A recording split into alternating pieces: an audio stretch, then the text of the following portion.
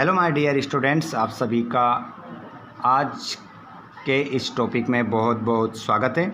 बहुत सारे विद्यार्थियों का कमेंट आ रहा था कि सर हमारी बोर्ड परीक्षाओं में, चाहे लोकल एग्ज़ाम में, जैसे कि हम बात करें, जहाँ जहाँ पर ये क्वेश्चन आता है कि प्रबंध काव्य और मुक्तक काव्य में क्या लिखिए, अंतर लिखिए, उन विद्यार्थियों के लिए ये जो टॉपिक है आज का बहुत ही महत्वपूर्ण होने वाला है, जिसमें हम जानने वाले हैं बच्चों कि प्रबंध काव्य में और मुक्तक काव्य में क्या अंतर होता है।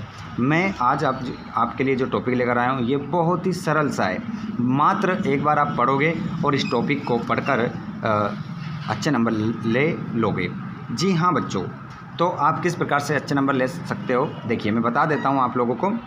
प्रबंध काव्य और मुक्तक काव्य में अंतर। प्रबंध काव्य का आकार विस्तृत होता है। विस्तृत का मतलब होता है बड़ा। विस्तृत का मतलब क्या होता है बच्चों? बड़ा, याद रखिएगा, है ना। तो जो हमारा प्रबंध काव्य होता है ये बड़ा होता है। मुक्तक काव्य का आकार सीमित होता है। सीमित का मतलब होता है बच्चों छोटा। सीमित का मतलब याद रखेंगे आप, क्या होता है? छोटा। तो पहला पॉइंट आपको याद होगा यहाँ पर कि प्रबंध काव्य का आकार कैसा होता है? विस्तृत होता है। और मुक्तक काव्य का आकार कैसा होता है? सीमित होता है। लिख लीजिएगा, पहला स्क्रीनशॉट ले लेना, ठीक है। प्रबंध काव्य में कथा क्रम होना अनिवार्य है। देखिए जो प्रबंध काव्य होता है ना, उसमें कथा का जो क्रम होता है ना, एक के बाद एक होना चाहिए। क्या होता है कथा क्रम? जैसे कि किसी नाटक में या प्रबंध काव्य में कोई बच्चे ने क्या लिया? जन्म लिया। तो फिर वो क्या होगा? धीरे धीरे बड़ा होगा। धीरे धीरे क्या होता जाएगा? बड़ा होता जाएगा। जैसे बड़ा होता जाएगा, जैसे कि 2-3 साल का होगा, 3-4 साल का होगा तो उसको स्कूल में प्रवेश करवाया जाएगा। उसके बाद में फिर क्या होगा? वो और ज़्यादा बड़ा विद्यालय जाने लगेगा। जैसे कि सारी कक्षाओं को पास कर लेगा तो विद्यालय जाने लगेगा। विद्यालय पास कर लेगा तो उसकी शादी होगी, और शादी होने के बाद उसकी नौकरी करने लगेगा, ठीक है। तो ऐसा नहीं है। तो एक के बाद एक क्या हो रही है? यहाँ पर कथा चल रही है।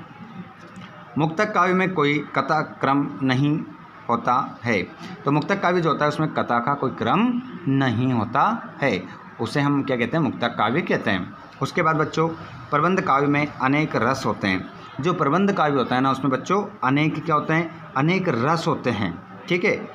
तो और मुक्तक काव्य में एक रस की क्या होती है? प्रधानता होती है।